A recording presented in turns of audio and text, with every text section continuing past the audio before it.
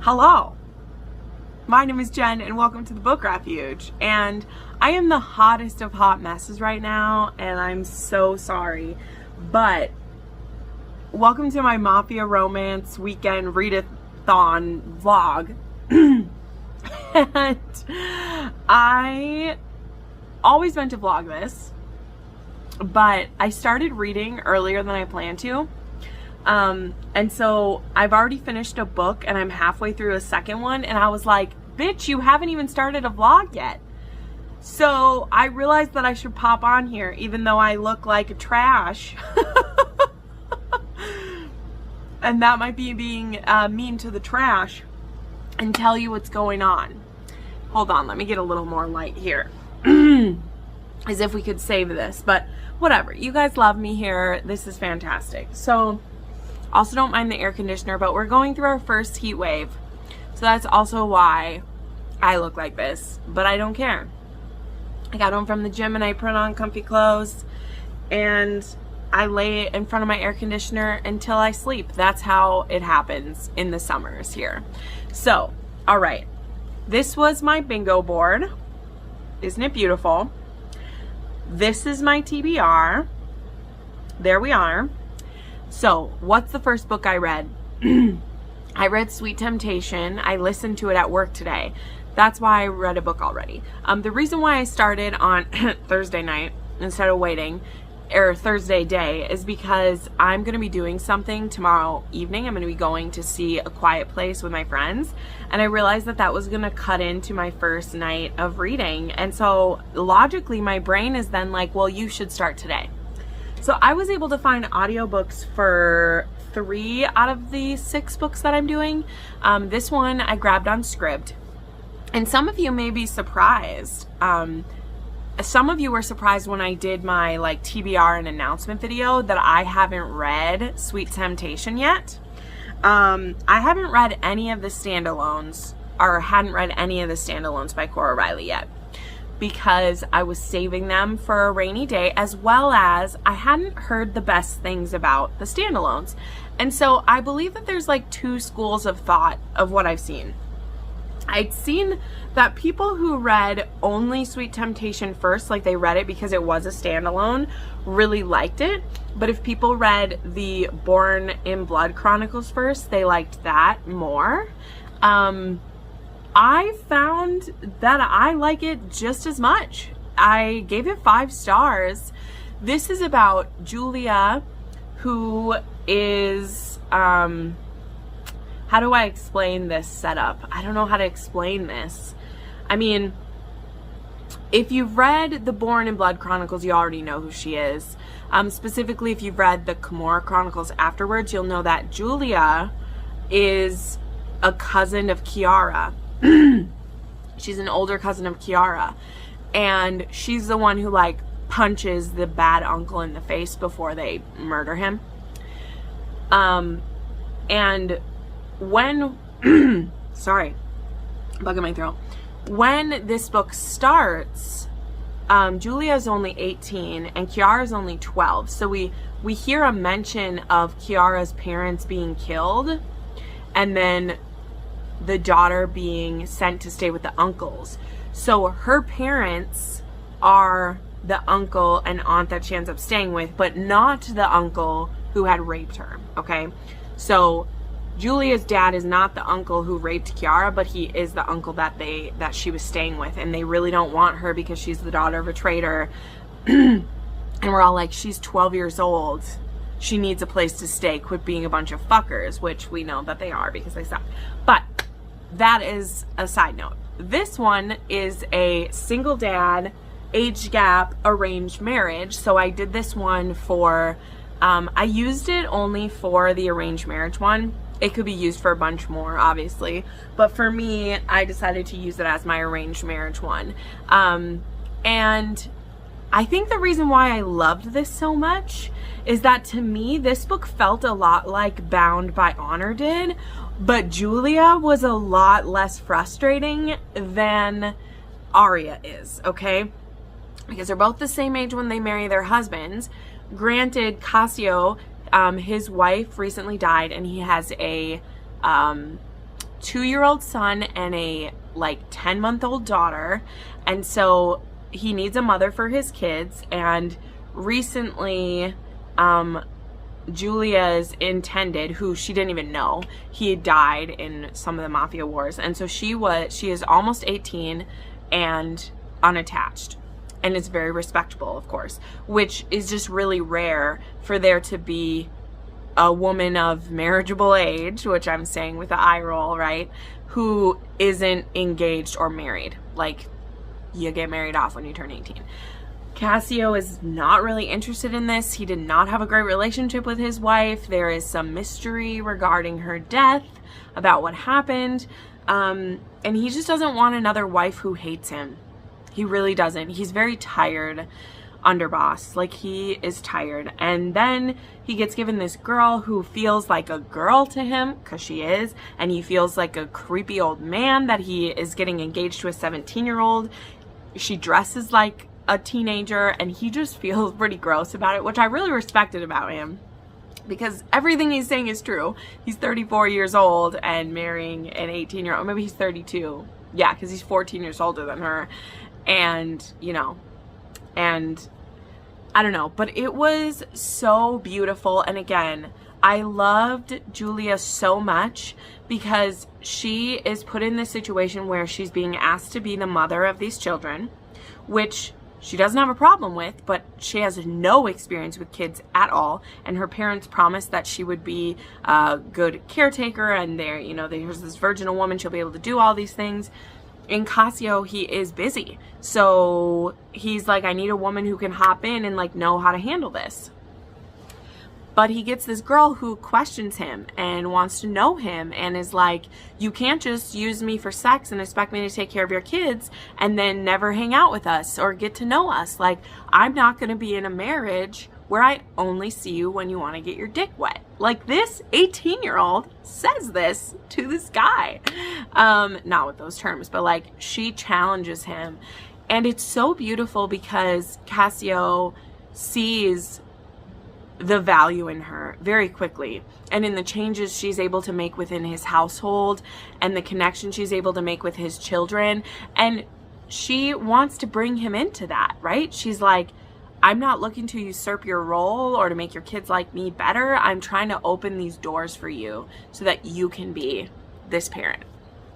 And I loved it. I gave it 5 stars. And I think part of it is that I'd heard such mixed things about it. I'd heard lots of great things about it, but I had heard that if people liked the other series more, then they didn't like this one. And I don't know, I really loved it. I think too, it might be Fragile Longing, which is another arranged marriage one that's actually about Serafina's intended. You know, if you've read Cora Chronicles, you know Serafina doesn't have a traditional marriage at all. And I think that's one that a lot of people didn't love. But I don't know. I mean, I'm definitely more intrigued to read it now than I was before because I really loved Sweet Temptation. And it is a good standalone, but it is one that if you've read your Born in Blood, if you know the Cora Chronicles and Born in Blood, this book complements it very well, and it fills out another part of the Mafia for you if you didn't know it before. So that was a long rant about that one. Then I started, because I also had the audiobook for Keenan by Jane Henry. This is going to fit a new author to me, Irish Mafia and a Captor Captive. And it is kind of fascinating, but I also am really uncomfortable with it, okay? And you know it's hard to make me uncomfortable because the series is called like Dirty Doms, or like the Doms. I can't remember what the under series is called. And so I love that shit. Like, I love BDSM involved. I like a demanding man. But the scenario is this. This girl, Caitlin, was raised in a lighthouse with her father her whole life. She's never seen the outside world. Then her father dies, and it comes to be known that he has been keeping track of the Mafia's activity. And this one is actually doesn't take place in America. It takes place in Ireland, which is kind of cool because usually it's like the Irish in the United States. But anyway, and so Caitlin, she's very sheltered, but she's very smart. Her father taught her to read from a very young age. She's read a book a day for most of her life. But he kept her away, and he's warned her about the men out there. You know, it's very Rapunzel in her tower. But when her father dies, he didn't have any provisions made for her. She's literally starving. And he's put such a fear of the outside world in her that she's terrified to leave. And when the Mafia come to check it out, they end up finding her, capturing her, and Keenan, our title character, he decides that she's going to be his, which I'm here for all of it. The thing that I'm not here for, and it's making me very uncomfortable, is the level of BDSM that is being used with someone who doesn't even know what that is. She's naturally submissive, but he's taking it very far. He's using like rewards and punishments with her when there is nothing set up. There's no safe word. And I'm not trying to be a ninny about it. Like, I love all that stuff. I don't have to have my BDSM elements happen in a safe space. But the reason why I have a problem with it is that the heroine just so easily slides into it. Like, I'm supposed to believe she's so naturally submissive that she likes collaring. That is a deeply personal and intimate thing that happens between a dom and a sub. And during one of their first sexual experiences, he just whips out a collar and puts it on her. And they're using all these different like points of BDSM in their relationship when she doesn't even know what's going on. He's just like, call me sir and let me spank you. And we're deep into this dynamic between the two of them when this woman doesn't even know what's going on. So I obviously don't have a problem with some like consensual non-consent or like, you know, messing around. But this girl, I mean, she knows what sex is, but ooh, I just feel icky. I just feel icky with the level of BDSM elements that are being brought in, and we haven't even talked about it. And it's supposed to be okay because it's a captor-captive. Like, I get it, okay? I read Pam Godwin. I'm okay if we go into this dynamic when people don't know. But for how innocent she is and sweet, that's what's making it feel icky. Because she just immediately is like, oh, I'm turned on by this. I want to call him sir. I want to do this. And I just am like, it'd be one thing if it was someone who knew what sexual dynamic was, and then when she met a really dominant man, she was like, ooh, I love this. But I'm just feeling icky about it. It feels hot, but it also feels icky, so I don't know. I'm at the halfway point of it. I actually only have like 2.5 hours of the audiobook left at the speed I listen to, so I'm probably going to finish it. But it's currently sitting at a 3-star read. And if I hadn't started it like the day before the readathon actually starts, I probably would be DNFing this one. Also, this book is for 4 out of my 9 prompts. Because yeah, it's an Irish hero. It's an author I never heard of. It's captor-captive. And it's the hero's name is a title. I forgot that. So it's 4 out of my 9 prompts. So I want to read it. Not that I couldn't find others to fill it, but I'm just kind of bummed about it. So anyway, this ended up being a long first update, and again, sorry for the state of things, but I realized that, oh, you should probably film a starting clip for this vlog instead of just diving in. So there you go. All right. Hey, hi, hello. So I literally turned my air off for the 5 minutes I'm going to take to do this clip because it's obnoxiously loud. But it is 102 degrees here in Fargo, which is pretty much as hot as we get. I'm dying. It's after work on Friday now. I did end up I can't remember where I was at with everything, but I did end up finishing Keenan. Didn't really enjoy it. Gave it 3 stars. It was more of a 2.5. What I had said before remained true. I just didn't like how we did it. And it was reinforced for me because the next books, I started 2 books. I started Corrado on ebook, and I started The Beast on audio because I have audio for that one.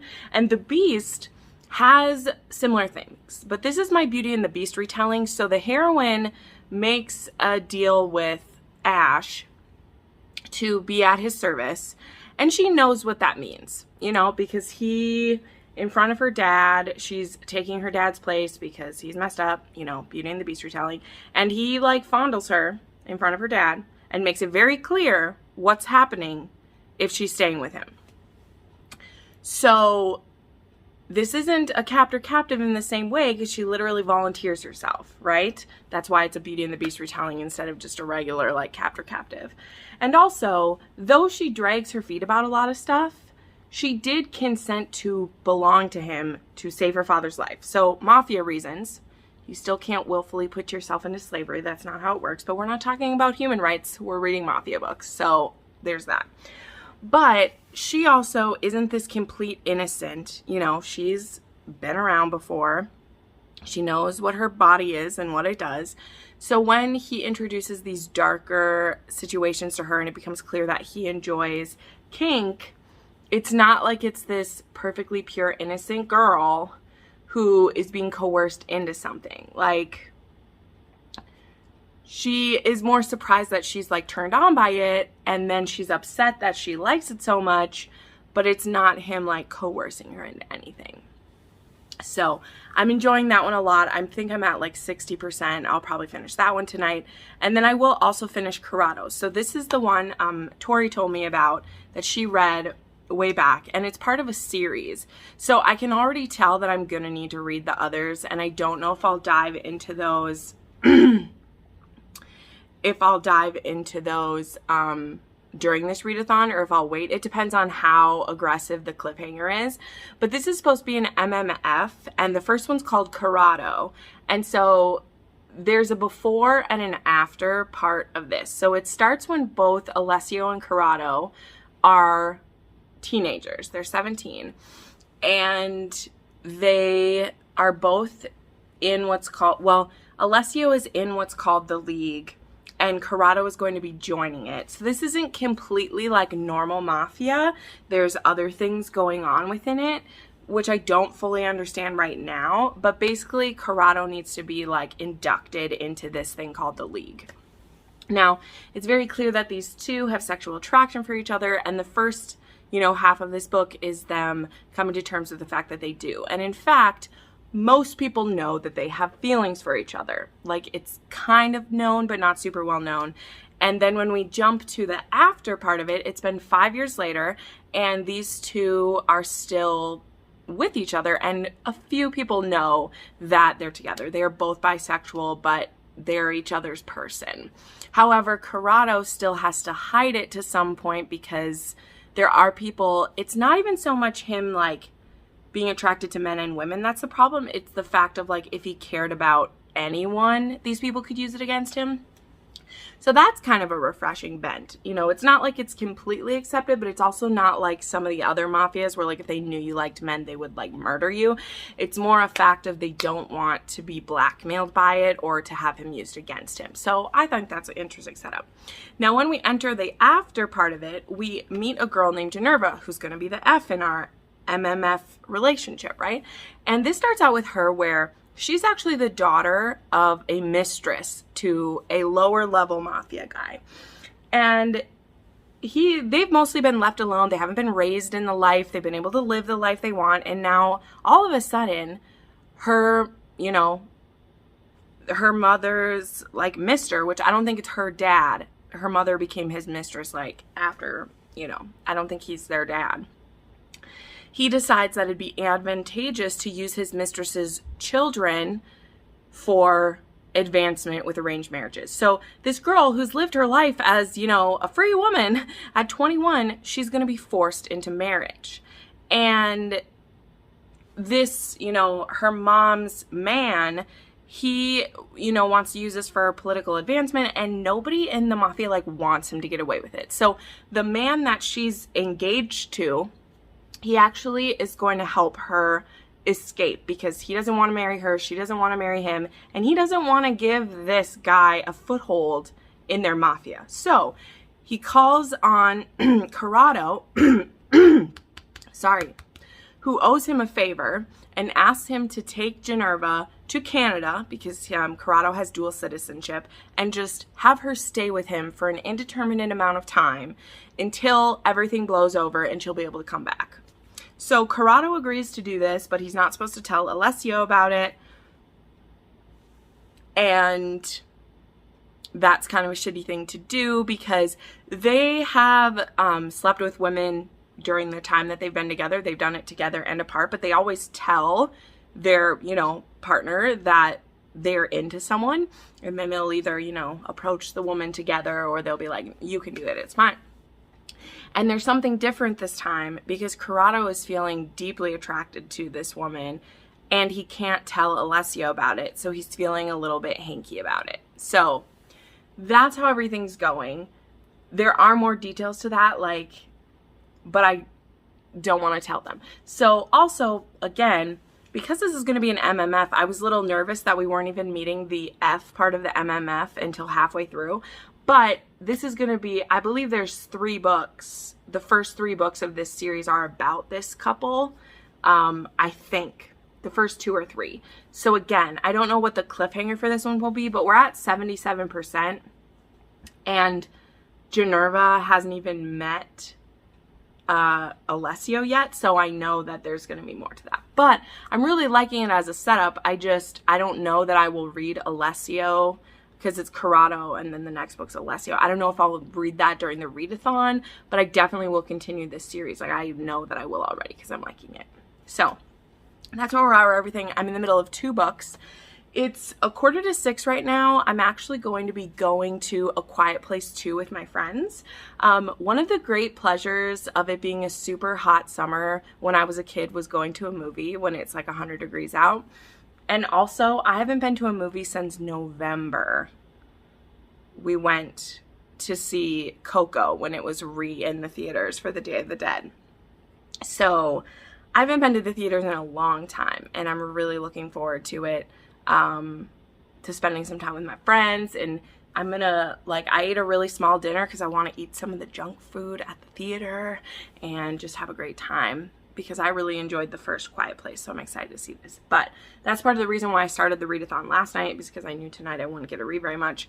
And then I'm not going to stay up too late tonight because it's going to be another really hot day tomorrow. So my plan is, like I did last weekend, to wake up at about 6:30, go hit the gym, go get my grocery shopping done, and get home before it gets hot.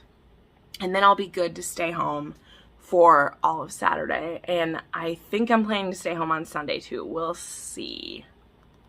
We'll see what happens. But anyway, there's my update. I'll check in with you later. Hello. So this clip is probably going to be a hot mess.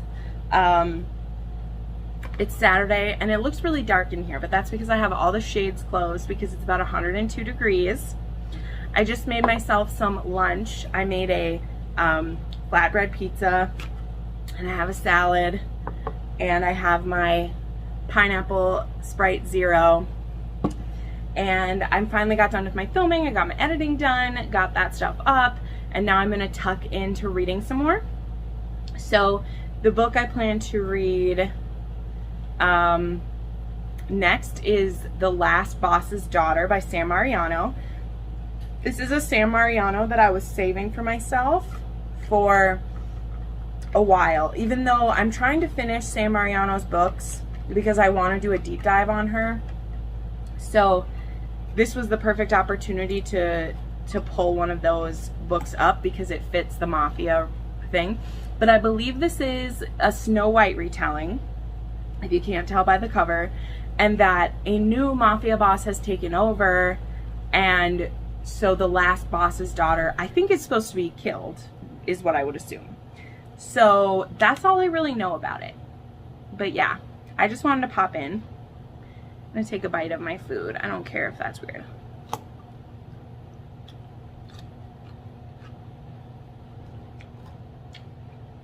Way back when my channel was new, I tried doing a mukbang once.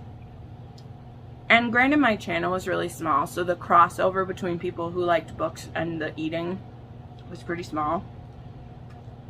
And like, it was a lot of fun, but I was doing a book haul, so I kept like moving the books around, and I had food in front of me, so it was kind of a hot mess. But anyway, it's a freaking sauna outside. My plan was, because I got up really early, went to the gym,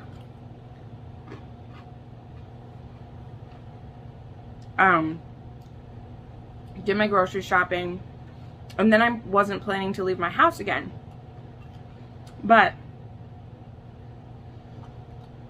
I had a package yesterday that didn't get delivered, because the post office was being dumb. I love my postal workers. They bring me all my books, but 9 times out of 10, my packages get left in my entryway on the mailboxes because people don't steal my books. And then every once in a while, I get a delivery person who decides to make my life difficult and not leave it there. But luckily, I forgot that my post office was open till 1:30. And when I checked the info for the package, it said that I could pick it up at the post office. So I was like, crap. So I ran over to get it, to get my reveal book box, which I did an unboxing of that in a chatty book chat. So that'll be going up later this week, so you can check that out. But yeah.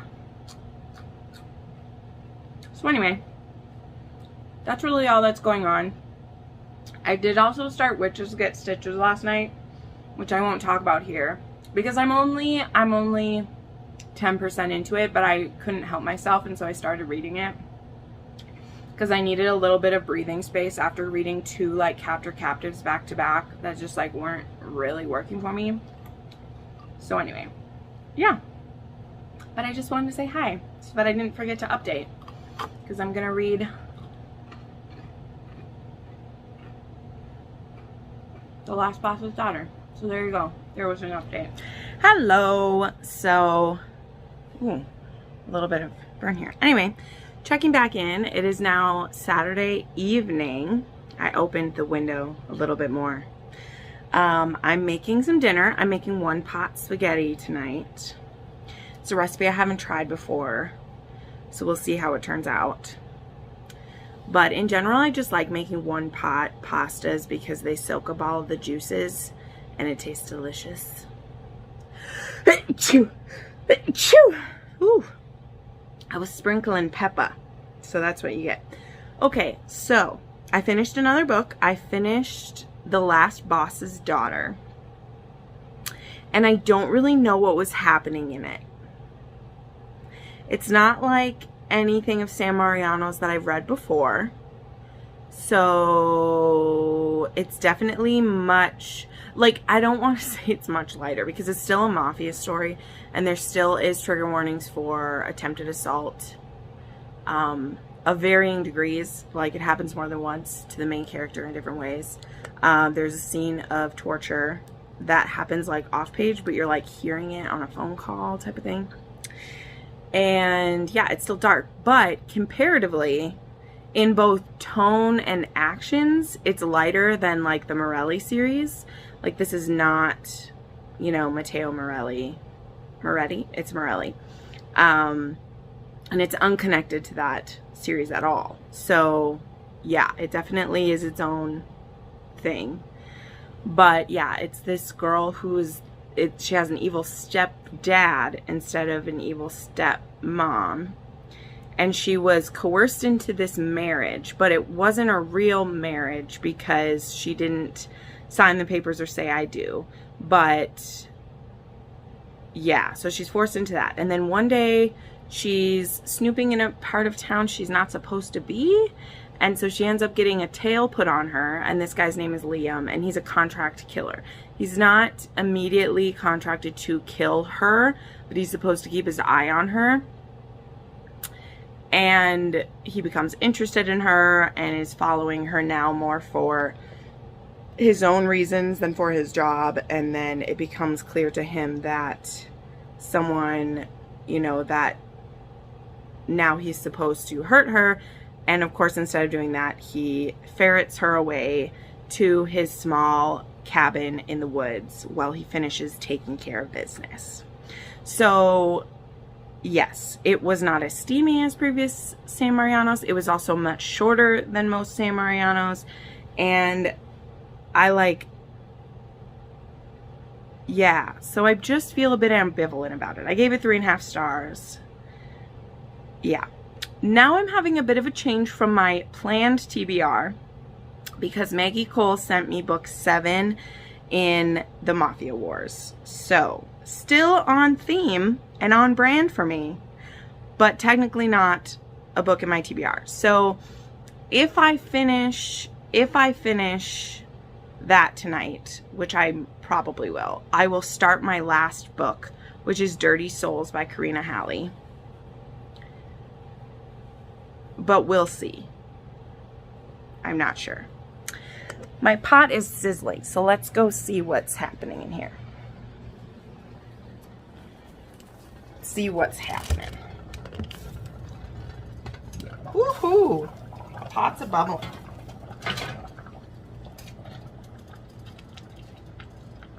Need to turn it down a little bit.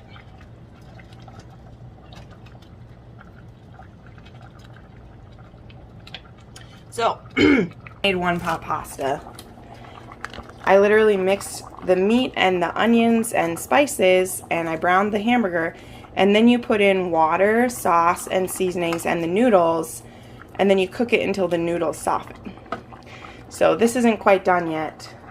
Man, my stove looks messy, but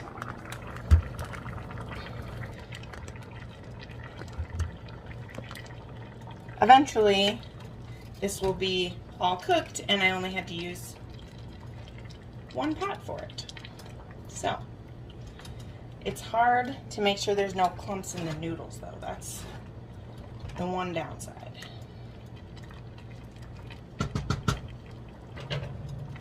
Okay. But anyway, that's what's going on tonight. I'm going to be reading Perfect Sinner, which is about Nolan and Gemma, and I'm just very, very happy about it. So thanks, Maggie. And then, as I said, I did start Witches Get Stitches, so I may end up reading that, and this Mafia vlog might just have a hangers-on in the form of Witches Get Stitches. So, okay, enough of an update. Hi everybody, so I don't have much more of an update, but I needed to wrap this up. We just got off of our live show. I always sweat my makeup off because I have a great time.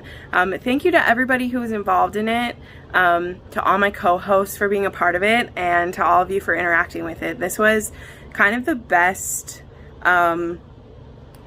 like one of the best interactions I've had when doing a readathon before, so that was really exciting. I am almost done reading Perfect Sinner, which is book 7 by Maggie Cole. She sent that to me. I'm also reading a Katie Robert, which was already on my TBR, and I'm really enjoying that. And yeah, those are the books that I'm gonna wrap up tonight, but I wanted to wrap up this clip real quick. Sorry that I wasn't as checking in with everything with these, but have a really great time. I made it through 6 books for the readathon, and it was just a really fun experience. So thank you so much for coming along on this ride with me, and I can't wait until we do the next one. Bye.